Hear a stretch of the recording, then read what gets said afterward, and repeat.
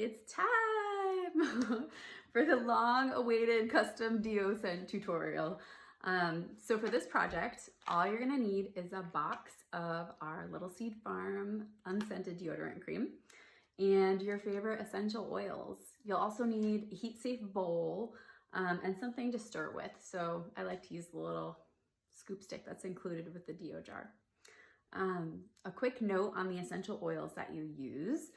Please make sure that you do a little spot test on your arm before you decide on what oils you're going to add. We make sure that the number of drops that I give you for this formulation is going to ensure that the essential oils are diluted to a safe amount, but please check to be sure that these essential oils are safe for topical use.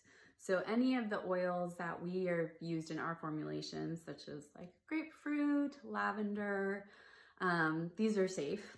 Some of my favorite combinations that you might want to try would be, you can try cedar and geranium is amazing. Vanilla patchouli is also just like a really great smooth scent. Some of my favorite more like exotic scents are cardamom and rose. And one of my other favorites that I kind of wish we could sell is lavender grapefruit. So really, like, just the options are limitless. Just make sure to do your research first, because you definitely, I know almost all of you like our deodorant because it doesn't give you rashes. And I can say that the number one reason, other than baking soda, that people usually have rashes from deodorant is too much essential oil, or an essential oil that they don't work well with. Some people are just have sensitivities to specific oils, and this can be something even as benign as lavender. So that said, onward. First, you're gonna take the deodorant cream and put it in a jar. I've already done this step to skip ahead a little bit, but you're gonna put it in a heat-safe jar and fill with hot, not boiling, but you're gonna boil the water, let it cool for a couple of like 30 seconds, and then pour it in. And just make sure you don't fill all the way, because even though you've screwed on the lid tightly, we wanna make extra sure that it's not going to leak. You're gonna let it sit in here for about 5 minutes or until the deodorant's melted. So let's check on it. Let's see. Oh yeah, looks like you can see how it's pretty smushy in there, kind of like melted ice cream.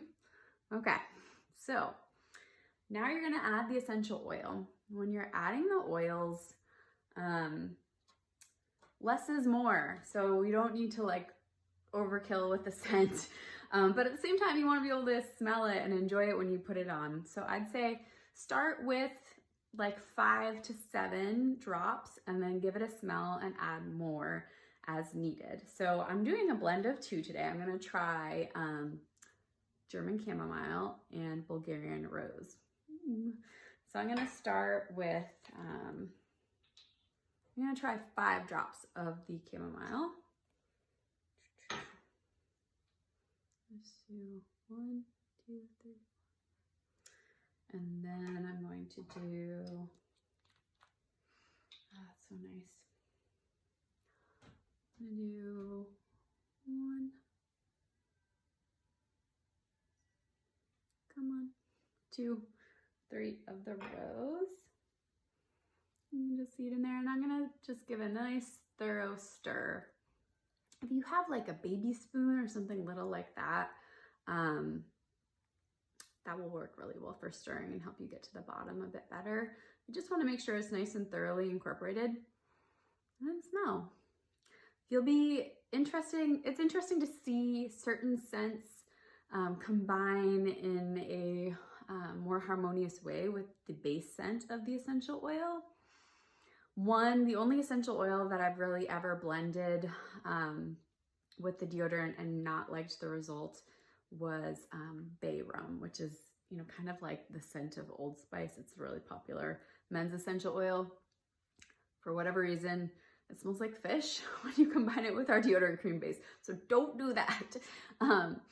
Ah, it smells so good. Okay, so now that you have your essential oils in, see, I did 7 drops. I don't feel like I need to add more, but you can add up to 15 and it will still be less than 1% of the amount of product in the jar of the formulation. So after you've added it and you're satisfied with the scent, you're just gonna pop it in your refrigerator for about like 15 minutes until it gets nice and firm again. You wanna just really give it an opportunity to re-solidify.